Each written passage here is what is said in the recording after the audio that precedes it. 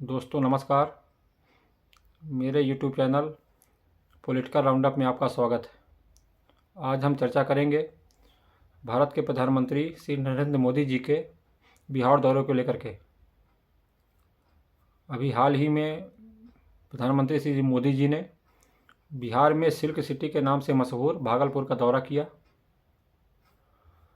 यद्यपि उनका यह दौरा किसान सम्मान निधि की 21वीं किस्त को जारी करने के कार्यक्रम को लेकर के था, लेकिन सियासी तौर पर उनका यह दौरा इसलिए महत्वपूर्ण हो जाता है क्योंकि आगामी कुछ महीनों में बिहार में विधानसभा चुनाव होने हैं। तो उनका यह दौरा विधानसभा चुनाव की सियासी बिसात को बिछाने को लेकर के माना जा रहा है। दोस्तों, उनके इस दौरे में उनके साथ है बिहार के मुख्यमंत्री श्री नीतीश कुमार, बिहार के राज्यपाल श्री आरिफ मोहम्मद खान जी साथ में मौजूद थे, बिहार के दोनों डिप्टी सीएम, भारत के कृषि मंत्री श्री शिवराज सिंह चौहान जी एवं जेडीयू खाते से केंद्र में मंत्री ललन सिंह जी भी उपस्थित थे साथ में उनके। थोड़ा हम किसान सम्मान निधि के बारे में बात कर लेते हैं।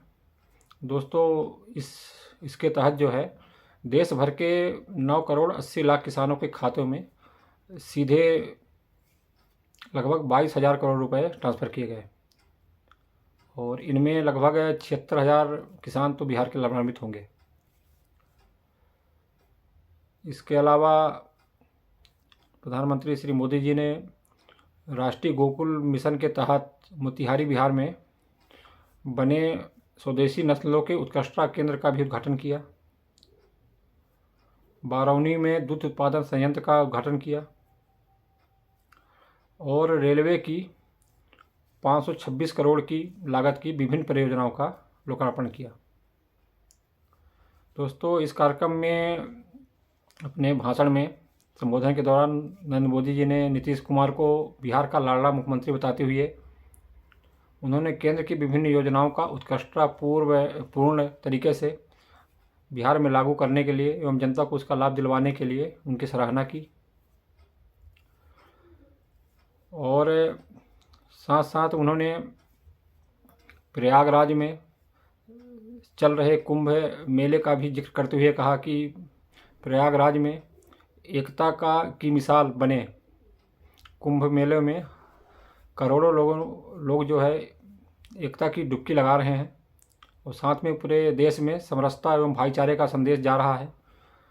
लेकिन बिहार के ये जातिवादी एवं सांप्रदायिकवादी जो विपक्ष के नेता हैं उनको ये सब चीज़ देखी नहीं जा रही और ये उसमें भी कमियां निकालने का काम कर रहे हैं।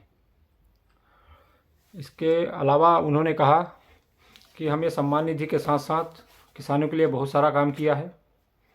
जो विदेशों में उर्वरक जो है यूरिया 3,000 रुपये प्रति बोरी मिलती है, उसको हम अपने देश में 3,300 रुपये प्रति बोरी दे रहे हैं।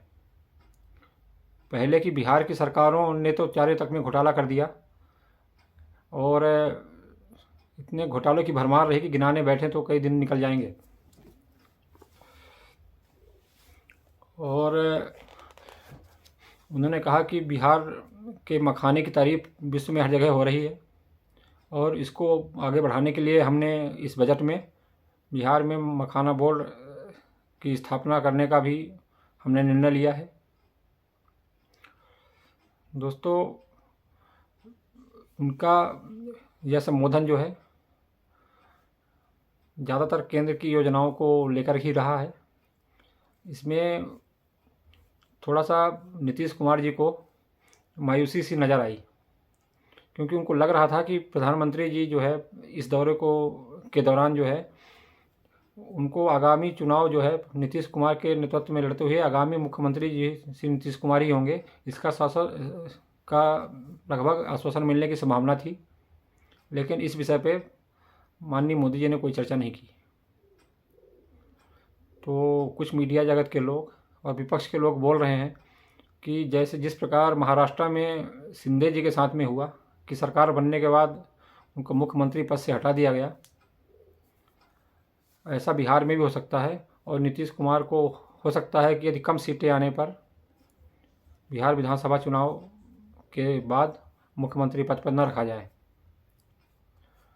इसके अलावा विपक्ष द्वारा पटना में पोस्टर लगाए गए कि क्या हुआ तेरा वादा, इसमें 15 लाख देने के वादे को लेकर के, बिहार को विशेष राज्य के दर्जा देने को लेकर के, बेरोजगारी, महंगाई, इन सब चीज़ों को की याद दिलाई गई है उसमें। और पटना विश्वविद्यालय को केंद्रीय विद्यालय का दर्जा न देने की बात भी कही गई है। दोस्तों, नीतीश कुमार जी ने भी मोदी जी की तारीफ करते हुए बिहार के लिए बजट में विशेष प्रावधानों की चर्चा की और उन्होंने कहा कि प्रधानमंत्री श्री नरेंद्र मोदी जी के सहयोग से बिहार जो है तेज़ी से प्रगति के रास्ते पर अग्रसर है। विपक्ष के नेता श्री तेजस्वी यादव जी ने मोदी जी के बारे में बोलते हुए कहा कि अब प्रधानमंत्री जी का यह दौरा बार बार होगा। यदि उनको मतलब किसान सम्मान निधि की ही किस्त देनी थी तो दिल्ली में बैठ के भी हो सकता था, लेकिन उन्होंने बिहार को चुना और इस सरकारी कार्यक्रम को उन्होंने चुनावी कार्यक्रम बना दिया। अब उनको बिहार की याद आ रही है। आज 20 साल में उनके गठबंधन की सरकार है बिहार में, इसके बाद भी बिहार जो है देश में सबसे पिछड़ा राज्य है। ऐसे में प्रधानमंत्री जी का बिहार आकर के जनता के बारे में न बोलते हुए विपक्ष की कमियां गिनाना और यहाँ वहाँ की बातें करना नीतीश कुमार जी के कुशासन से और मोदी जी के प्रधानमंत्री बनने के बाद बिहार को परीक्षित करने से उनका ध्यान भटकाता है। तो अब देखते हैं आगे क्या होता है। नीतीश कुमार जी को पूरी उम्मीद थी, क्योंकि अमित शाह जी ने भी एक टीवी चैनल के कार्यक्रम में इंटरव्यू देते हुए बोला कि उन्होंने कि जब उनसे सवाल किया गया कि क्या बिहार के अगले मुख्यमंत्री श्री नीतीश कुमार ही होंगे यदि बीजेपी सरकार, गठबंधन की सरकार आती है, तो उन्होंने कहा कि इसका फैसला बाद में होगा और ऐसी बातें जो है मीडिया में नहीं बताई जाती हैं। उनके इस बयान से विपक्ष के साथ साथ नीतीश खेमे में भी एक ऐसी शंका सी हो गई कि कहीं ऐसा ना हो कि महाराष्ट्र जैसा हाल हो। लेकिन उनको ये उम्मीद थी कि प्रधानमंत्री जी जब बिहार दौरे पर आएंगे तो आगामी चुनाव मुख्यमंत्री के नेतृत्व में ही लड़ते हुए एनडीए सरकार आने पर अगला मुख्यमंत्री नीतीश कुमार को ही घोषित करेंगे, ऐसा वादा करके जाएंगे। लेकिन प्रधानमंत्री जी ने इस बारे में कुछ नहीं बोला। दोस्तों, पिछली बार जो है मतलब विधानसभा चुनाव में जो 2020 में हुए थे उसमें जेडीयू 243 सीटों में 122 सीटें जेडीयू को दी गई थी, जो कि बीजेपी के से एक ज़्यादा थी। जेडीयू ने उस पर 115 सीट पे खुद लड़ा और 7 सीटों को जो है हम पार्टी के लिए दे दी उम्मीदवारों को। लेकिन सिर्फ विधानसभा चुनाव में सिर्फ 43 सीटें ही जीत पाई, जिसमें चिराग पासवान जी का जो है एनडीए में रहते हुए ही बगावतपन नज़र आता है। अब उन्होंने नीतीश कुमार के उम्मीदवारों के खिलाफ अपने उम्मीदवार खड़े कर दिए, जिससे उनको नुकसान हुआ और वो सिर्फ 43 सीट ही जीत पाए। तो उनको लग रहा है कि यदि इस बार भी ऐसा कुछ हुआ या कि हमारी सीटें कम हुई तो हो सकता है कि इस बार मुख्यमंत्री का पद भी गंवाना पड़े, क्योंकि महाराष्ट्र में ऐसा हो चुका है। लेकिन महाराष्ट्र की परिस्थितियाँ बिहार की परिस्थितियों से अलग है। बिहार में नीतीश कुमार जी का लगभग 20 सालों से शासन है और वो एनडीए के स्थापित नेता हैं। ऐसे में उनको मुख्यमंत्री पद से हटाना इतना आसान नहीं रहेगा।